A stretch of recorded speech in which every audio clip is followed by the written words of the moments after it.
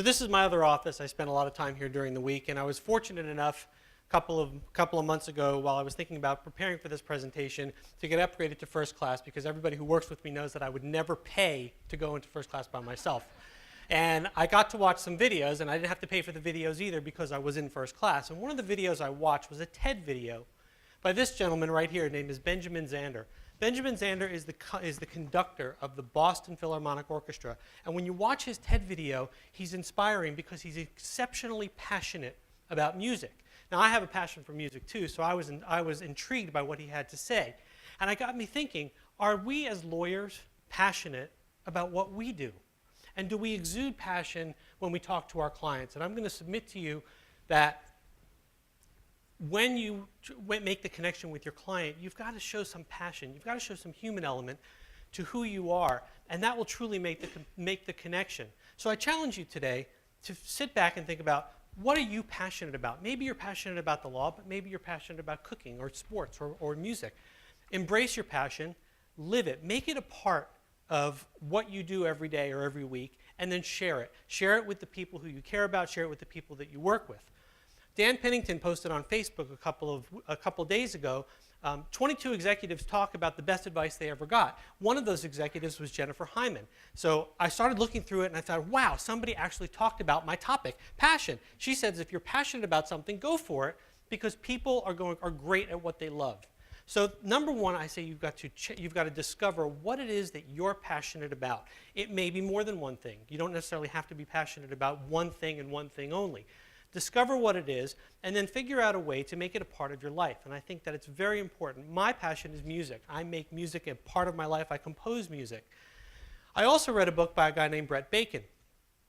So Brett talks about how will products or service as lawyers make a difference in the lives of our clients. And I add to that, can you encourage your clients to embrace their own passion? Can you make that human connection? Because think about it. You know, we are a dime a dozen. You know, there's every lawyer, there's a lawyer on every block. How can you be different? You can be different by embracing your passion and sharing that with the clients, sharing that with people who come into your office, prospective clients. Tell them a little bit about yourself and ask them what their passions are about. And I truly believe that you will make a difference in their lives and they will remember you. I went to Emory Law School.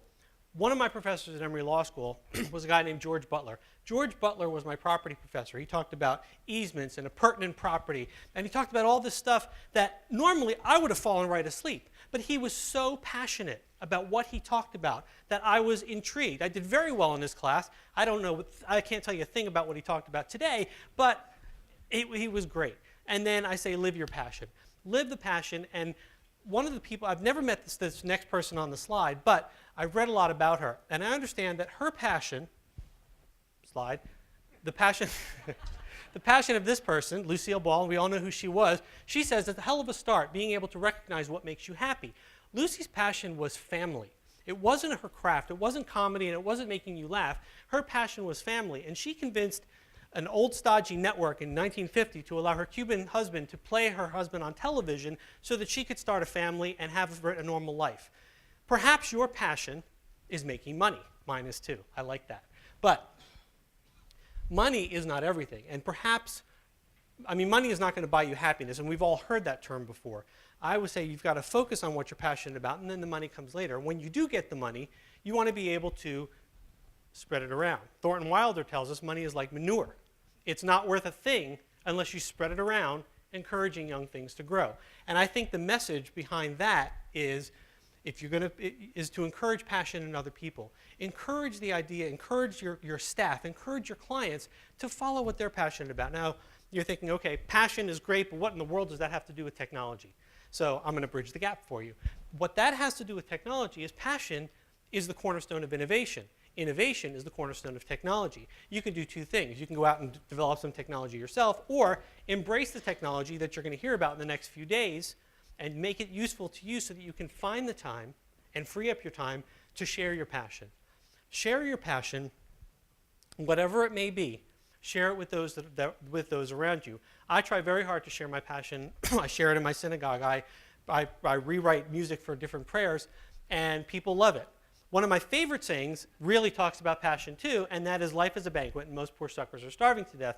That comes from the book Anti-Mame by Patrick Dennis. And Anti-Mame's message is really a message of passion. She says, don't just be accepting of what you have today, but go out and enjoy it. Enjoy your life, enjoy your passion. So let's go back now to George Bacon. George Bacon says, and I change these sentences up, I will strive to be more passionate and improve the lives of my clients. I want to add value to my clients by creating a real human connection to them. And you want to share something unique about you and then ask them to share something unique about them. And then when you encourage your clients to embrace their passions, you're going to realize, and they're going to realize, that their lives are banquets too. And finally, I suggest to you, embrace technology as your tool to stay in contact. You know, you're going to see a myriad of different products in the exhibit hall. Embrace the technology. So let's go back to Conductor Zander. One of the things that he said in his TED video that really struck me is that a conductor doesn't speak. He elicits the passion in the musicians that are before him, and he brings it all together as a symphony. And I thought that really struck me. So I encourage you, embrace the technology that you're going to hear about in the next few days. Find a way to channel that into your passions, and I truly believe that when you share that with your clients and they share it with you, you will make that connection with them. They will remember you. Business will be great. Life is a banquet, and nobody's going to be starving to death. Thank you very much.